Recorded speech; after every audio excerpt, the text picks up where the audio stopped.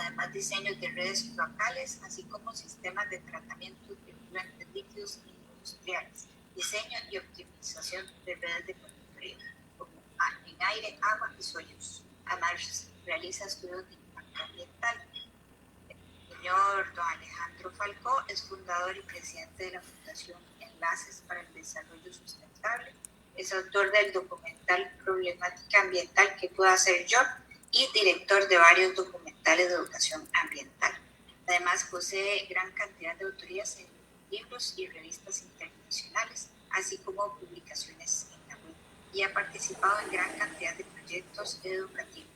Y además es docente invitado en la Universidad Nacional de Costa Rica, específicamente en la sede de Nicoya.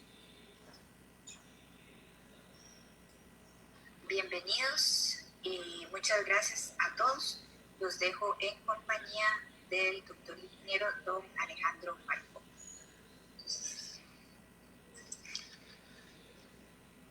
Bueno, muchas gracias Natalia, ¿se escucha bien?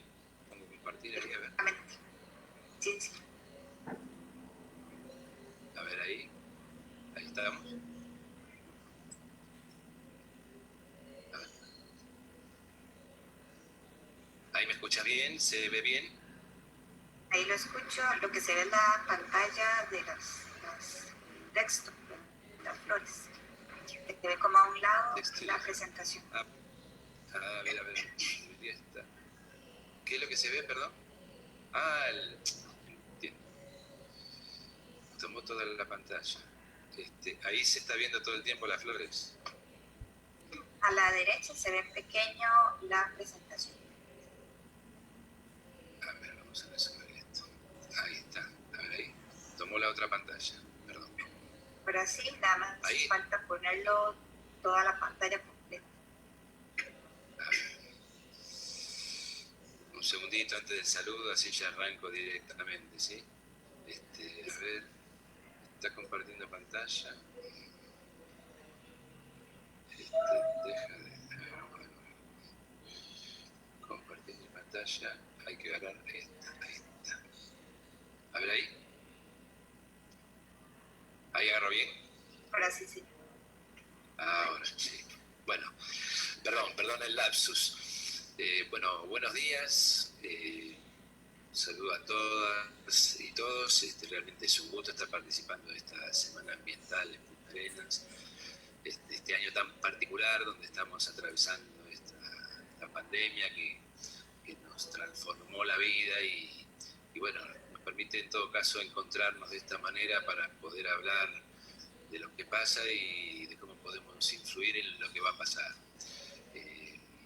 Hoy nos toca hablar un poquitito, y ya para ir entrando en tema, sobre residuos, en particular de economía circular, y atender y opinar y atravesar todos estos temas en estos tiempos de pandemia por las implicancias que están teniendo. Empecemos hablando entonces un poquitito de modelos económicos, ¿sí? O sea, a lo largo de la historia, normalmente los modelos que se han utilizado desde la extracción de la materia prima, los materiales, se fabricaba el elemento, el insumo general se usaba y el residuo se volcaba.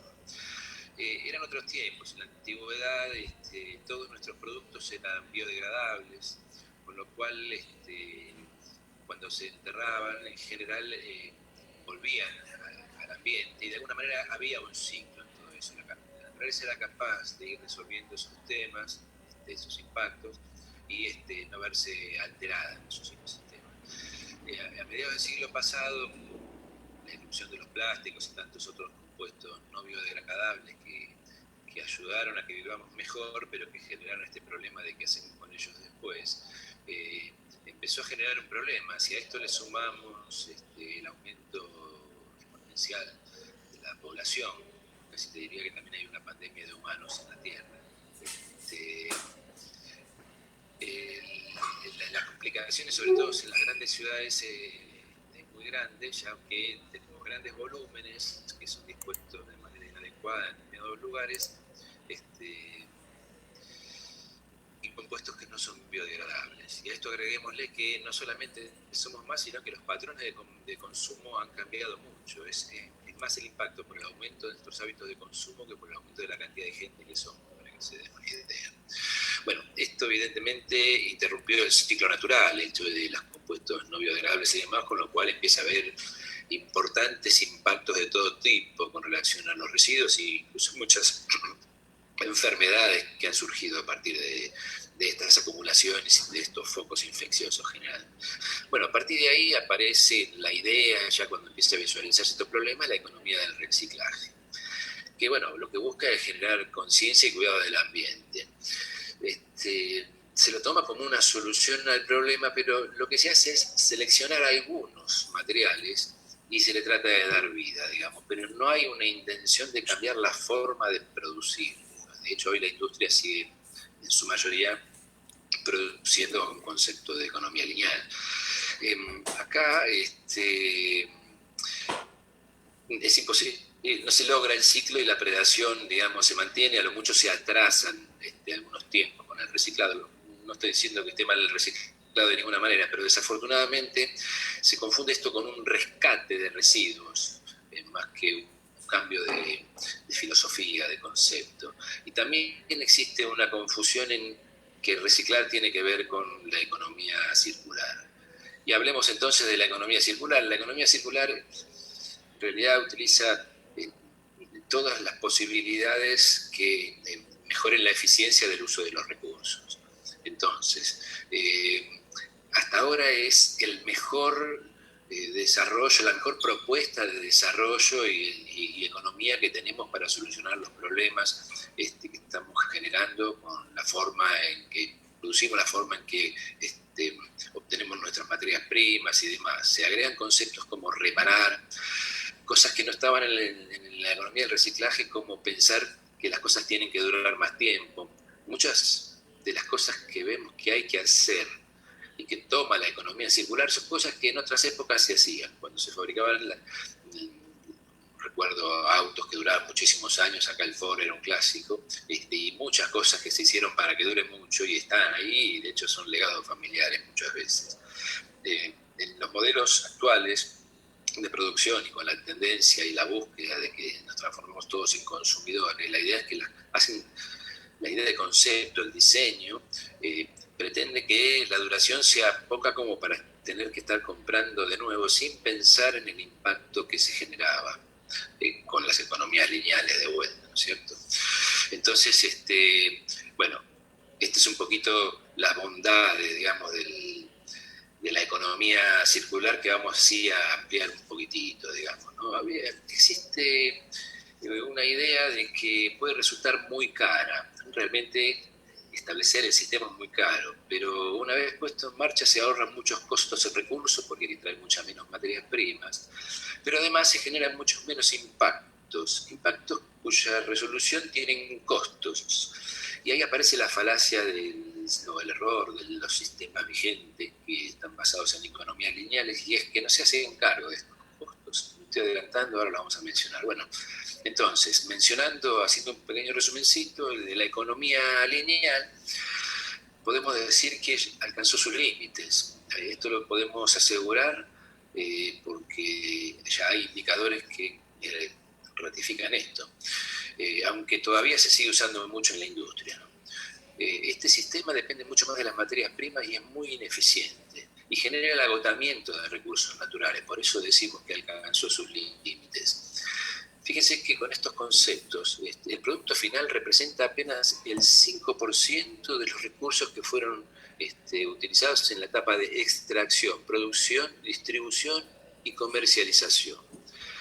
Si bien este número es un promedio grosero de muchas cosas, es un indicador que se mantiene. Y esto es que uno cuando tiene o compra algo material y lo está viendo en sus manos en su momento de uso, no está identificando cuánto hubo que sacarse de la naturaleza para la producción de tantos elementos distintos que después tuvieron que viajar y generar esos residuos en ese movimiento hasta llegar al lugar de producción. Luego, durante la producción existen mermas, rechazos, luego hay costos y generación de residuos a la hora de distribuir y también a la hora de comercializar.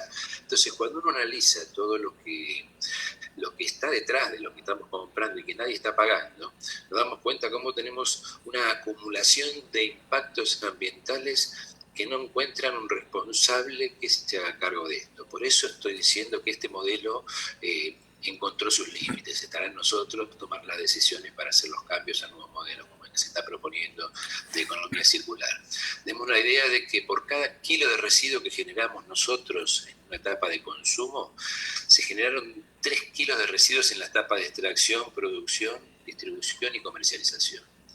Otro síntoma de ineficiencia. Me gustaría, ayer en una charla de cambio climático mencionamos esta curva de la huella ecológica en comparación con la biocapacidad. Recordamos, la huella ecológica es un indicador que se utiliza para estimar qué superficie de ambiente es necesaria para producir los recursos que consume un individuo y para que la Tierra se haga cargo de nuestras externalidades.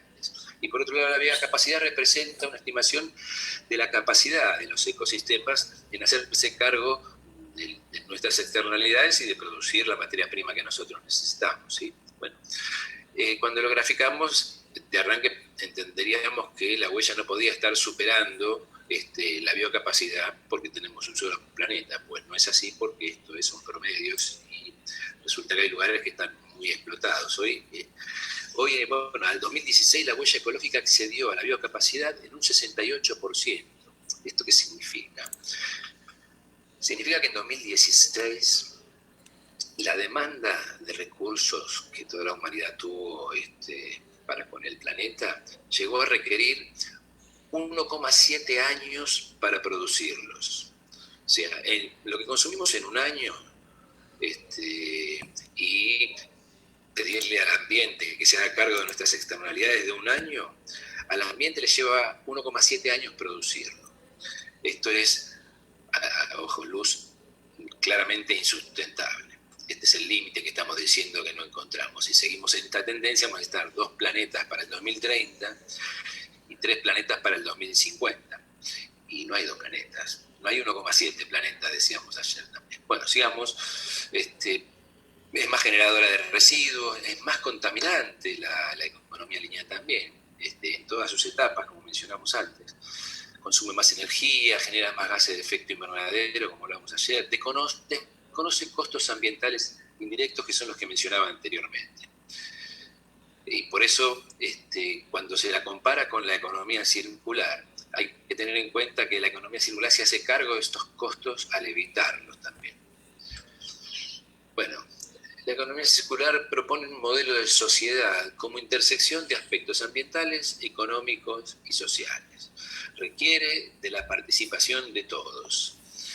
Es mayor generadora de empleos y propone básicamente un uso eficiente de todos los recursos. Los recursos que, digamos, los residuos de determinados procesos son recursos de otros procesos.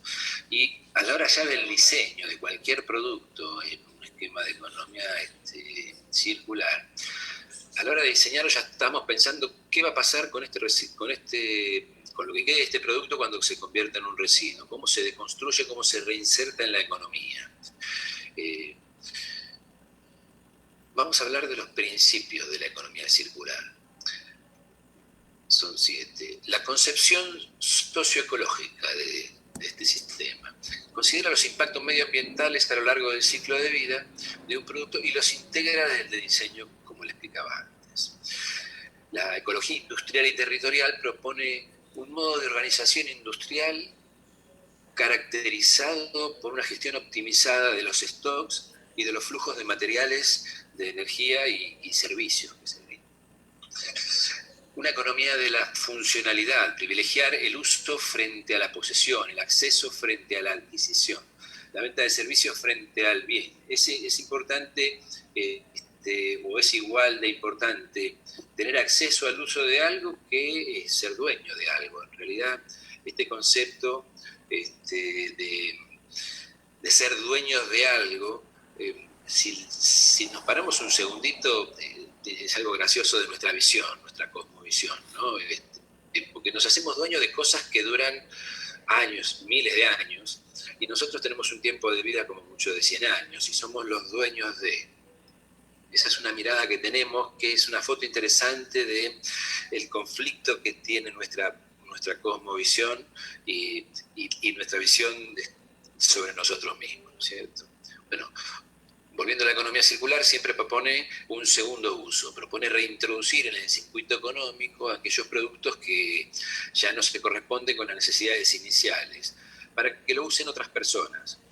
Quizás en Latinoamérica estamos acostumbrados a que le damos un uso intensivo y extensivo a las cosas, pero en otros lugares del mundo donde tienen exenciones impositivas por comprar materiales y demás, es muy común encontrar electrodomésticos, muebles y demás en excelente estado que van a parar a los sistemas de tratamiento de residuos. Bueno, la reutilización.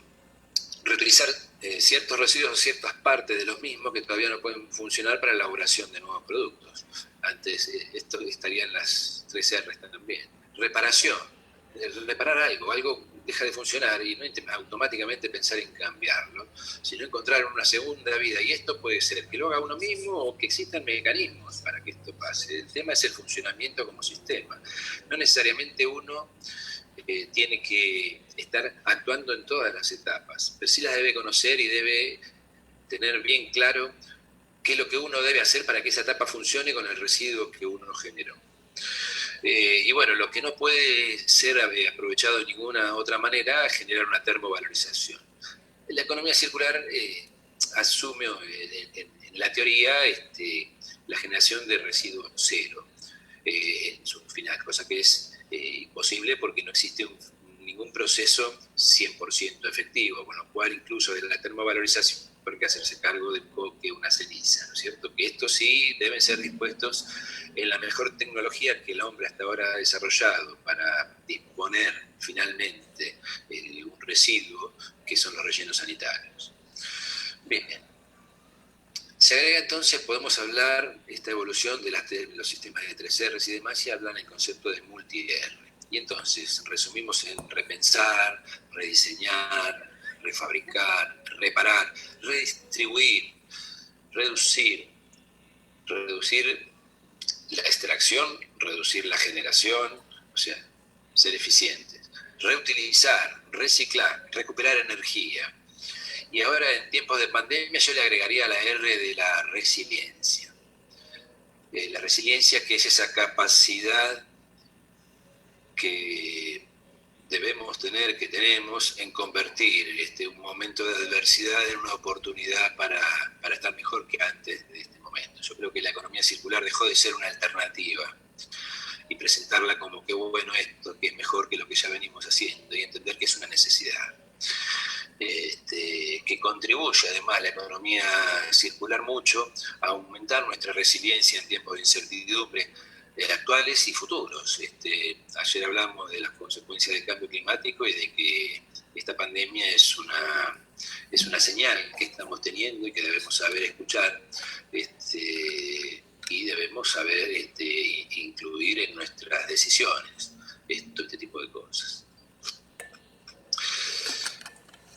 La economía circular contribuye al menos con 12 de los 17 ODS descritos en la Agenda 2030 de Naciones Unidas, motivo de la Semana Ambiental que me pareció interesante mencionar. Bueno, hablábamos de título, economía circular, vamos a tocar un abordaje desde la cuestión de la gestión de los residuos. Ya decimos residuos, pero en realidad nos vamos a buscar a los urbanos. Y no quise dejar de mencionar que vamos a estar hablando con un universo pequeño, en realidad, de la totalidad de residuos que el ser humano debe disponer, ¿no? En las ciudades tenemos claramente los urbanos, pero hay otro tipo de residuos como lo que se genera en las industrias, los patogénicos de hospitales, que si bien están, digamos, generados en ciudades, son residuos distintos. Bueno, las industrias pueden estar en una ciudad también y la disposición, la generación, toda la gestión de estos residuos es paralela e independiente y no están incluidas en la de los urbanos. Lo mismo los residuos agrícolas, los de actividades mineras y los radioactivos. Sin mencionar que en todos los casos tenemos que hablar de la reciclabilidad. Hay muchas cosas que hoy son reciclables en todo este universo de residuos y otras que no lo son pero que no lo son todavía. Y hay que pensar que todo residuo es potencialmente reciclable o reutilizable o reparable, y entonces mejorar o renovar nuestras visiones respecto de esto. Vamos a enfocarnos entonces con los urbanos. Ahora, cuando hablamos de los urbanos, también hay un universo de residuos que se van generando que tienen distinta disposición, gestión, recorrido, ¿sí? Estamos acostumbrados, por un lado, nosotros, por un lado, la bolsita que se saca para la recolección, pero también hay cosas, los voluminosos, hay chatarra, maderas, componentes dentro de la bolsa que también pueden ser segregados, incorporando la segregación en origen, cuando hay obras, las demoliciones, cenizas de incendios o de quemas de residuos electrónicos que van por una línea distinta, esto no van en la bolsa y tienen otro circuito, los patogénicos urbanos que sí van en la bolsa pero que acá los mencionamos aparte, los mismos que los peligrosos urbanos que ahora vamos a mencionar, y los que generan los comercios. Los peligrosos, fíjense que en las casas, nosotros en las casas o en las instituciones, porque acá junto con las bolsas de residuos y con los sistemas de recolección urbano, pequeñas clínicas pueden estar generando cualquier tipo de residuos también. Pero dentro de nuestra casa, cuando salgamos un momento de este escenario de pandemia que tenemos ahora, nosotros generamos el residuos de medicamentos, de materiales de limpieza que son corrosivos, que son inflamables, manejamos muchos productos que, digamos, tienen complicaciones, digamos, de peligrosidad. Y también, cuando alguien está enfermo en una casa, todos los residuos que se generan, que estarían en el grupo de estos patogénicos urbanos que menciono, forman parte también de la bolsita que sacamos para el sistema de recolección. En particular, los patogénicos urbanos aplican para que le prestemos una especial atención en contexto de COVID, y es un poquito sobre los que hoy me voy a estar haciendo un poco referencia cuando estemos así pensando en tiempos de pandemia, qué pasa con la economía circular y con los residuos sólidos urbanos, la gestión de los residuos sólidos urbanos en este escenario.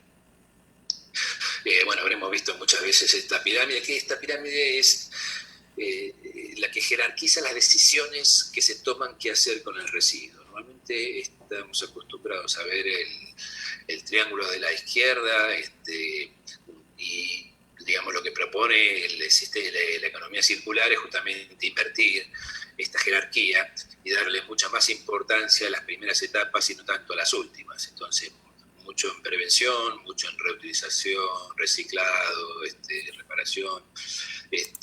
Luego, la valorización energética de lo que no se le pudo revalorizar de otra manera, y lo último que queda es lo que va a parar al relleno sanitario, lo que habíamos hablado, ¿sí? Hubo un mal uso, por lo menos en Argentina y entiendo que en muchos otros lugares, planes y programas que se llamaban de basura cero. Esto es lo que hace los sistemas, ¿no es cierto? Es una tergiversación que se ha hecho del modelo de economía circular, que no genera nunca residuos cero, por esto que estábamos mencionando. Siempre hay un rechazo que tiene que ir a un relleno sanitario. Y sin embargo se han montado en esto y han trabajado en desvirtuar un poquito los conceptos que tenían que ver con los cambios que había que hacer hacia adentro de la comunidad para preservar el sistema económico, ¿no? Hablemos de gestión de residuos, pero hagamos de todos estos residuos que vimos antes, hagamos una división por las actividades que están asociadas en un sistema de gestión de residuos, ¿sí? Para hacer mención en cómo fue y se ve alterada en este escenario. Ya estoy medio sobre el final. Entonces, más que dar recetas que andan mucho circulando por la red y demás, es pensar qué le está pasando al sistema de gestión de residuos en una ciudad con relación al COVID. Y básicamente un sistema de gestión de residuos, si lo tenemos que dividir en actividades, tenemos por un lado lo que es prevención, segregación en origen, y esto que hablábamos de las multi-Rs que se hacen dentro del hogar. Después del hogar la gente saca a la vía pública para la recolección, esto sería la disposición inicial. Luego viene el sistema de recolección, camionero, recolector, como fuere, y levanta todo esto y lo transporta lo transporta hacia los lugares o de gestión integral de reciclables o de disposición final. También hay puntos limpios en la ciudad, o se pueden llamar de muchas maneras, puntos verdes, puntos de reciclables, en donde la gente saca de su casa residuos y los lleva a estos lugares, donde también hay gente o no, pero si no hay gente administrándolo, hay gente que pasa a retirarlos y en ese momento acondiciona estos lugares, son lugares de riesgo. Luego está la actividad de barrido y limpieza de la vía pública, o sea, todo lo que hace a la limpieza de calles, desinfección en este caso, hay muchos programas para el COVID que están asociados a la limpieza en la vía pública. Las podas y demás también son actividades del sistema de gestión que tienen su autonomía. Luego está dos cosas, la planta de tratamiento propiamente dicha, de separación y de acondicionamiento, en donde hay gente trabajando, recibiendo residuos, donde no hay disposición final, sino que hay distintas etapas o mecanismos de revalorización de los residuos, empezando por la recepción y el acondicionamiento. Luego está el propio relleno sanitario, que es donde se manda todo. Bueno, en este esquema no puse una planta de incineración porque acá no hay, pero si la hubiera sería termovalorización, sería un centro de gestión integral, formaría parte de ese centro. Y otra actividad es la remediación de antiguos basurales y microbasurales. Propongo entonces que repasemos estas etapas y pensando cómo nos altera la situación, ¿sí? Bien. Entonces, en lo que es prevención, segregación en origen y 3R, esto es en casa. Y es tarea para nosotros, tarea para el hogar, para el pequeño comercio, que sus residuos están generados, lo que serían acá se llaman medianos generadores y en algunos casos grandes generadores tienen sus leyes particulares, pero los lugares de gestión y disposición son compartidos y forma parte como un satélite del sistema de gestión urbana. Bueno, acá por supuesto hay que aplicar todas las recomendaciones de bioseguridad, de los elementos de protección, las secuencias y demás que tenemos que tener, digamos, ¿no? Si hay gente infectada en la casa, usar los sistemas de triple bolsa, todo lo que sea patogénico del hogar, meterlo en una bolsa roja dentro de la bolsa de los residuos. Si bien se espera que nadie abra esas bolsas, eso ya son señales, son indicadores.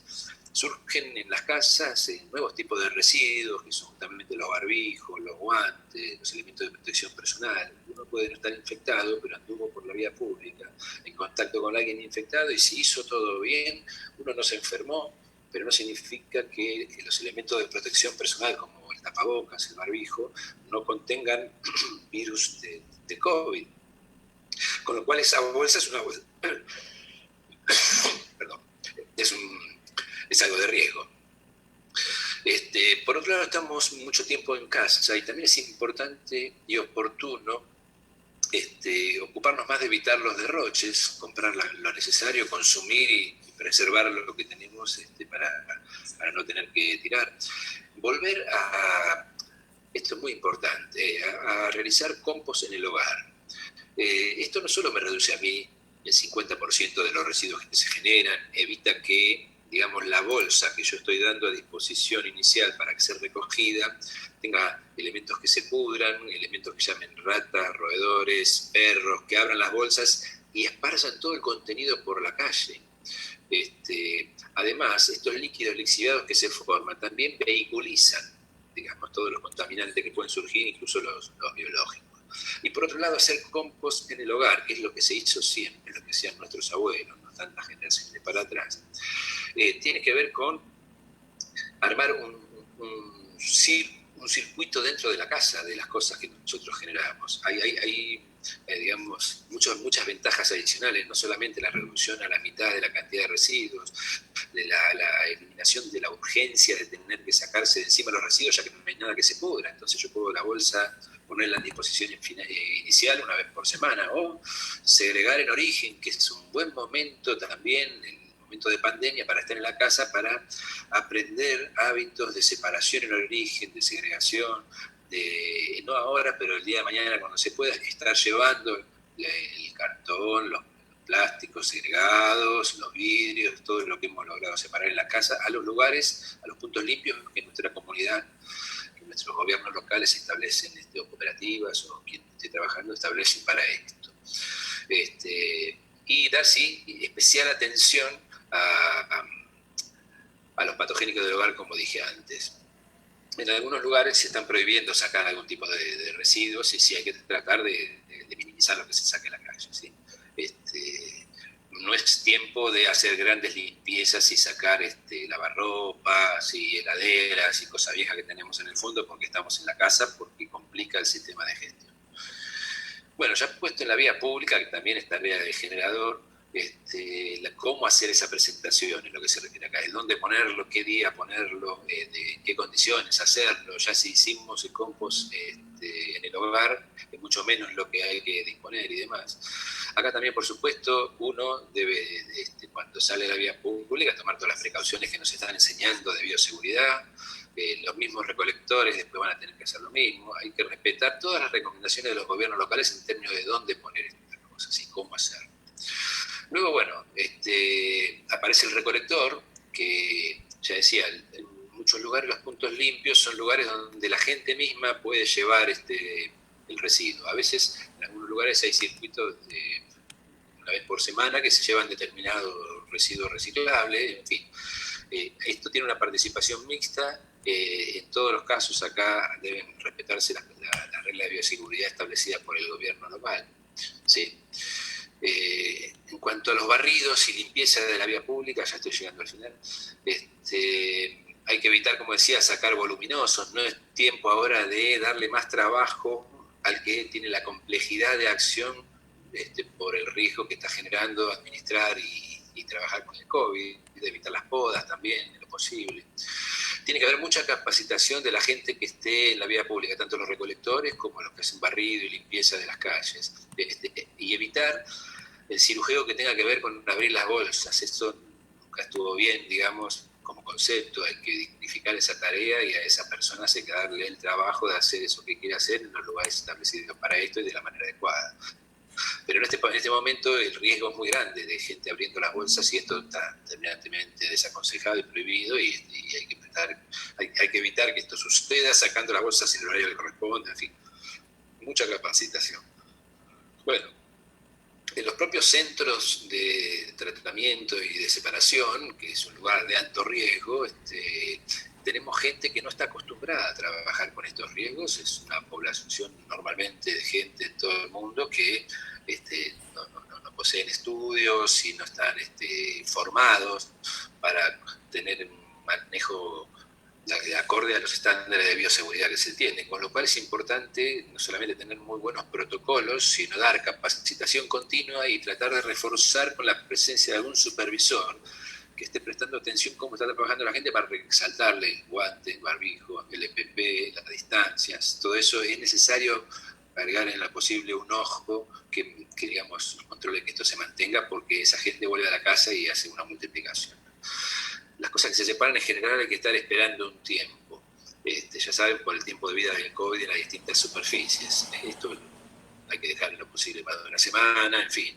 Es muy pronto para tomar con seriedad los días que dicen que dura en tales superficies el virus, pero bueno, hay que dejar tiempo de más y listo, y ser muy respetuoso de esto, de evitar que prolifere, que se propague, ¿no? En los rellenos sanitarios, bueno, más que nunca hay que hacer las coberturas diarias del residuo, cuidarse particularmente de las voladuras que se generan en estos lugares y los aerosoles que provoca la topadora cuando comprime, cuando de prensa las bolsas que fueron descargadas, genera una suerte de, cuando rompe el aire que se libera comprimido, genera un aerosol de alto riesgo, porque si ahí había presencia del virus, fácilmente aerolizable, digamos, ¿no? Puesto en la atmósfera, con lo cual hay que evitar transeúntes durante el topado y por supuesto los que están trabajando todos tienen que estar con exhaustos elementos de protección personal.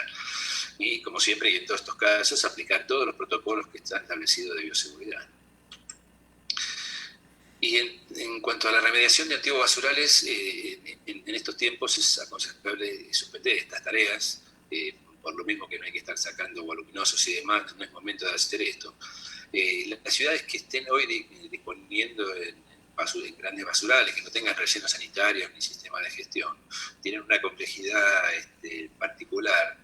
porque sí, son lugares muy precarizados donde no hay una buena operación. Las recomendaciones para estos lugares es tratar de darle una forma de operación lo más parecido a un relleno sanitario. Esto es, por supuesto, evitar que haya ninguna persona hurgando en las bolsas en ningún lado, eso es de altísimo riesgo, y hacer el topado y la cobertura diaria, o sea, hay que comprimirlos y taparlos diariamente, evitando las voladuras, con los mismos estándares de un relleno sanitario. Bueno, estamos ya casi en el final, entonces, para esto pensemos que, digamos, tenemos nuevos escenarios a nivel mundial, no solamente con el tema de la pandemia, ya veníamos con la complejidad que generaba, un poco lo mencionábamos recién, el crecimiento de la población y la urbanización en términos de generación de residuos y de la aparición de los plásticos y todos los desafíos que implica los nuevos sistemas de gestión, la limitada disponibilidad de recursos, el tema del cambio climático, que ayer hablamos bastante. Ya estábamos en una crisis financiera mundial y esto termina, digamos, de generar un colapso, y agreguemos a todo este escenario las pandemias. Estos son los escenarios. Como desafíos para los sistemas de gestión urbanos de residuos, lo primero es el desacoplamiento. El desacoplamiento se refiere a que en general en todas las sociedades, como la generación del residuo no es consciente, entonces cuando la gente, digamos, tiene mucho dinero, genera mucho residuo, poco dinero, poco residuo. Cuando son épocas de crecimiento, si uno agarra las curvas de crecimiento del PBI de los países y la compara con la curva de generación de residuos sólidos, va a haber curvas que se acompañan. Eso es acoplamiento. Lo que se busca es el desacoplamiento, que reducir la cantidad de residuos no tenga necesariamente que estar relacionado con nuestra reducción de ingresos económicos. Bueno, entonces el desacoplamiento es un gran desafío. Gestionar los residuos protegiendo al ambiente, digamos, ¿no? Y bueno, mis llamadas a tantos basurales que deben ser saneados y sistemas de gestión que deben ser mejorados. La protección de la salud siempre fue un desafío y ahora en tiempos de COVID se transforma en una de la prioridad. Hacer que los sistemas sean sustentables, que no estén funcionando por inyecciones de dineros con remesas que vengan de otros lugares, que cuando estas remesas se corten, el sistema colapsa. Atender a todos los eslabones de la cadena para hacer una construcción sustentable y no que se esté cortando porque justamente algún eslabón no fue establecido. Hay muchos roles para la gente, para las instituciones, para los estados. Muchos residuos no son reciclables, no son reciclados, aún siendo reciclables, porque no existe o el lugar a donde llevarlo, o hay que desarrollar la industria que debería absorberlo para tratarlo. Ahí están los roles del Estado. En las externalidades que estamos teniendo que resolver para los estados están las oportunidades de las actividades que deberíamos propiciar con nuestras normas, con nuestras campañas de gobierno, para que al aparecer estos sistemas se estén absorbiendo estas otras externalidades y estoy armando mi economía circular.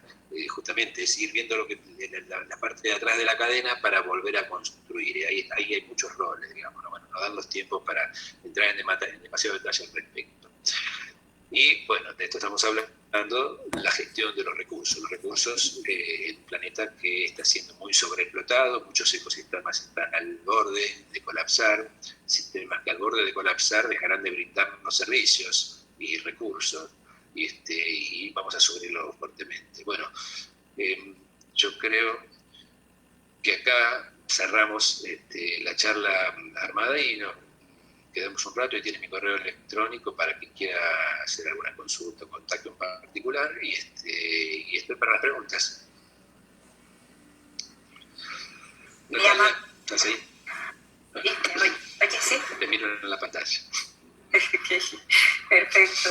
Muy amable, don Alejandro, por tan interesante charla.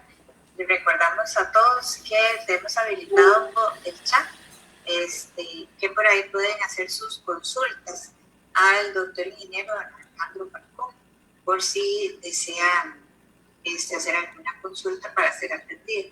Igualmente, indicarles que por el Facebook del Parque Marino del Pacífico también se está transmitiendo un video.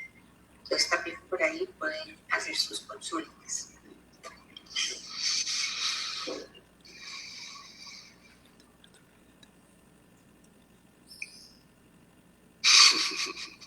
Los dejé mudos.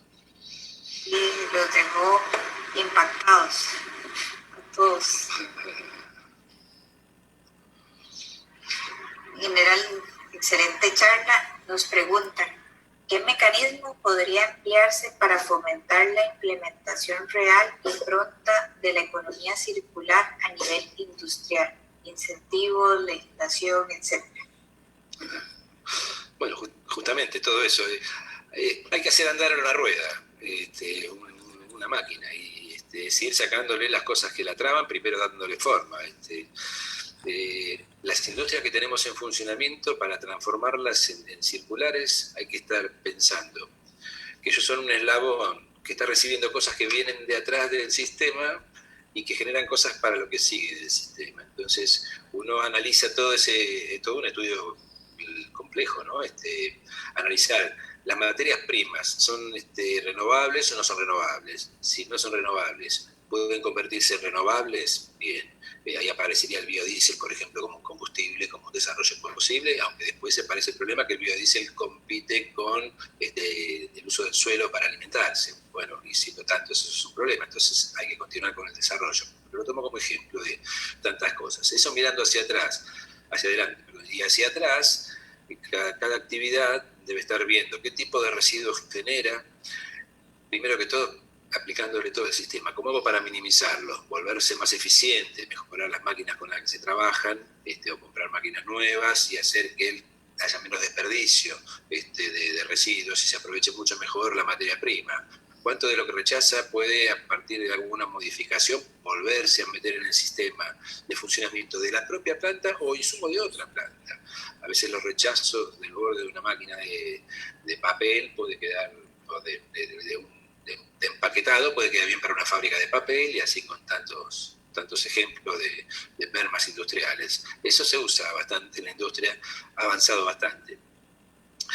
Incorporar en la gestión de todo lo que es el residuo alimenticio y orgánico biodegradable, con todo lo que es las posibilidades que hay de realizar compost a nivel comunitario, industrial o hogareño, ¿no? En fin, hay que agarrar, como digo, y cerrar los circuitos. Entonces hay que ser mucho más eficiente y hay que usar sustancias, materias primas renovables, y tratar de generar muy poco residuo.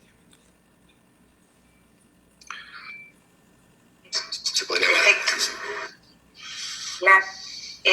Un comentario dice, muchas gracias, definitivamente la conciencia aún no despierta y el tiempo se acaba para que cambiemos. No sé cuánto es el tiempo para decir que se acaba. Supongo que el tiempo que estaremos vivos. Tenemos con las consecuencias a la vuelta de la esquina, sin ninguna duda. Y somos hijos del rigor. Muchas veces, muchos cambios. Hoy la pregunta que me habían hecho antes, que la contesté pensando de dentro de la industria, pero los estados pueden regular y decir esto no se puede hacer más de tal manera y tal de la otra. No hay muchas cosas que se pueden hacer. Lo primero que hay que hacer es tomar una decisión.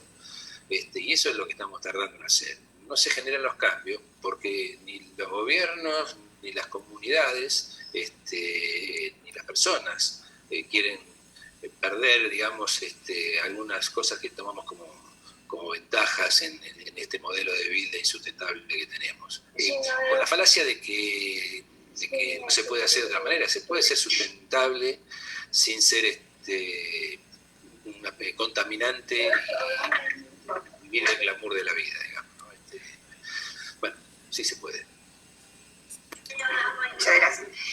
Otra consulta es, ¿qué experiencias de economía circular ha visto en las últimas semanas con los residuos patogénicos que sean seguras para la salud, no como el lavado múltiple de mascarillas?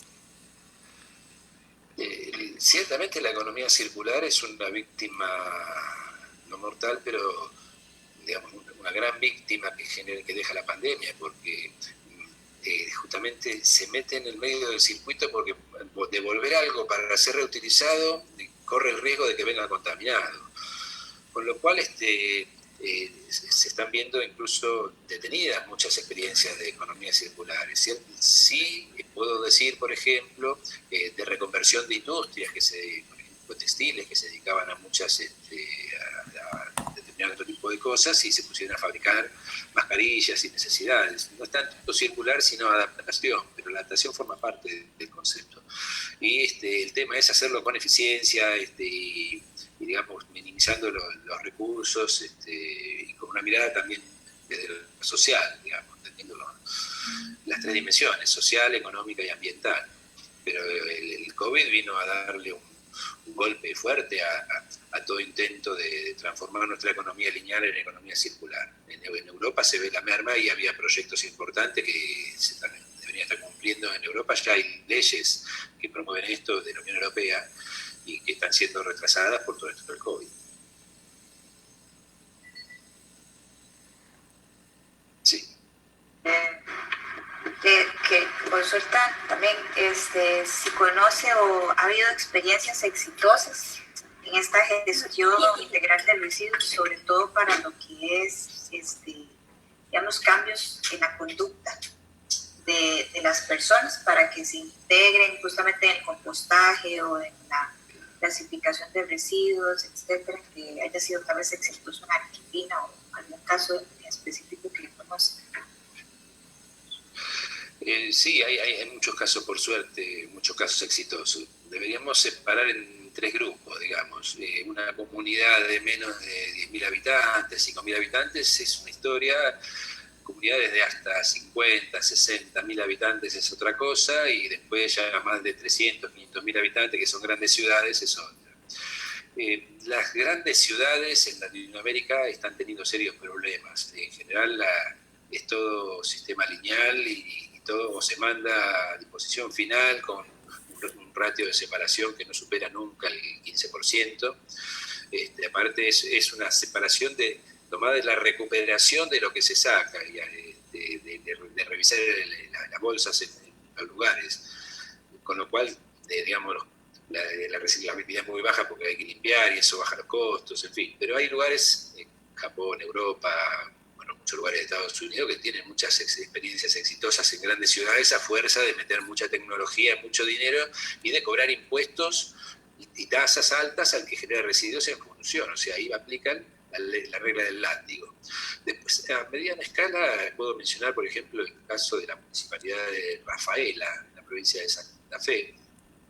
Es una ciudad del orden de los 50.000 habitantes, en donde ahí se pone en evidencia cómo cuando un intendente, que es el que toma las decisiones y el que motoriza, digamos, que las cosas funcionen, cuenta con un equipo que tiene la vocación, la voluntad, la información para hacer bien las cosas, y hacen las campañas en el pueblo y encuentran en el pueblo el acompañamiento. Yo creo que eso lo van a encontrar en muchos lugares. La parte del pueblo yo creo que está satisfecha. Hay un deseo de la gente de hacer mejor las cosas. Lo que necesitan es que las organicen, las ordenen.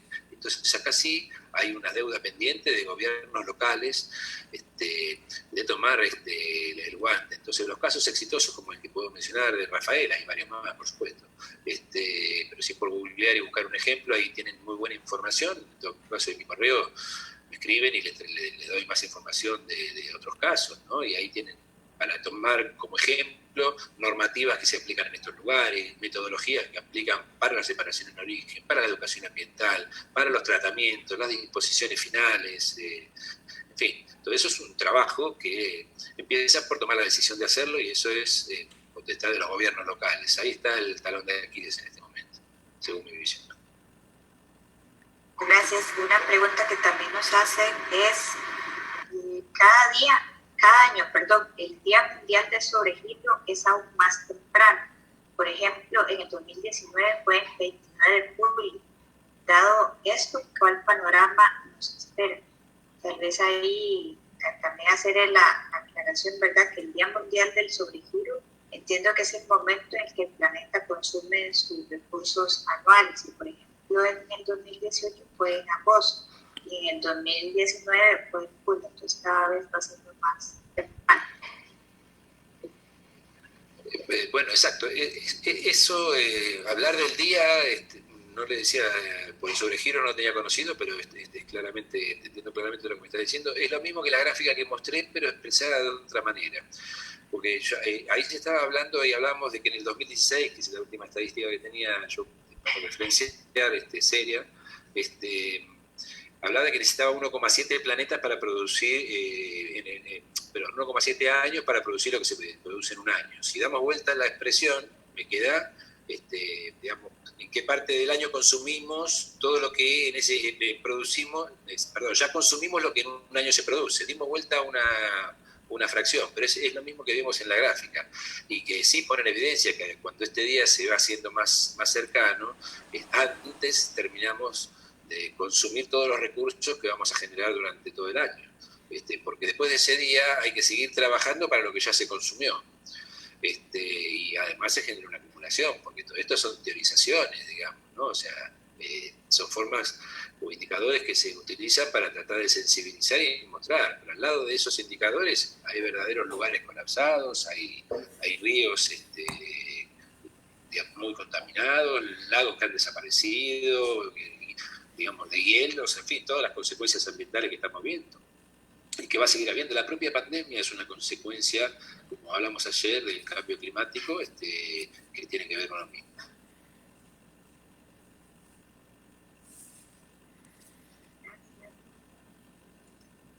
No escucho. El señor don Ricardo Russo nos consulta: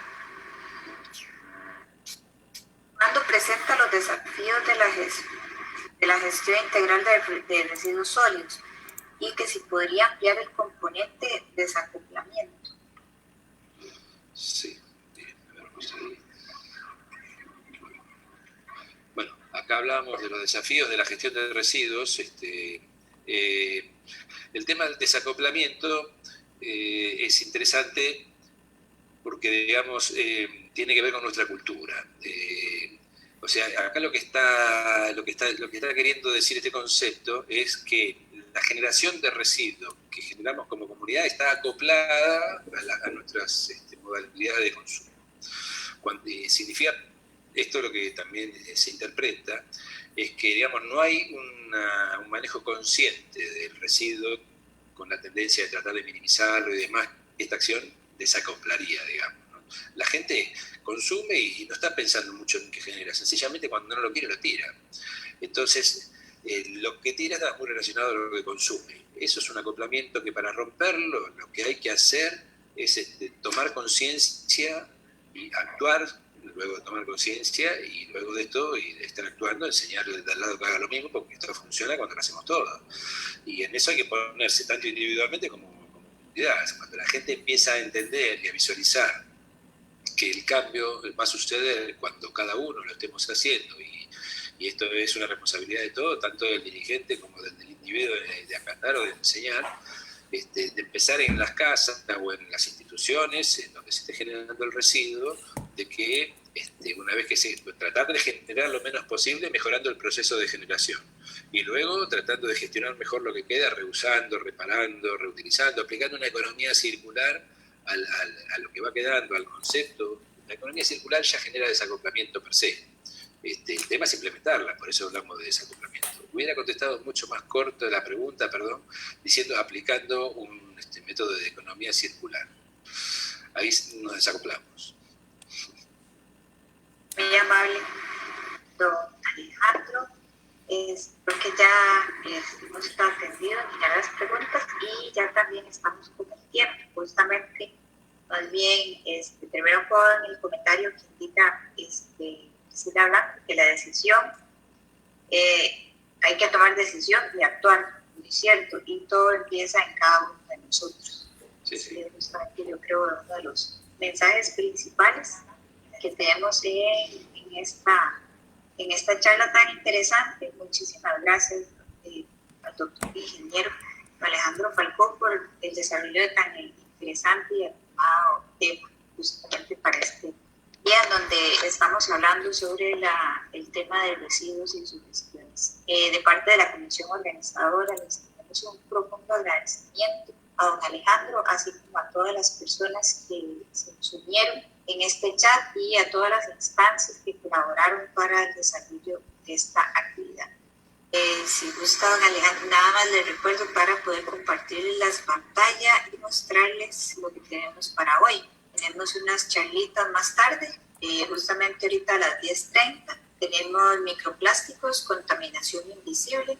También tenemos otra charla de gestión de residuos, más que una obligación legal, una obligación moral.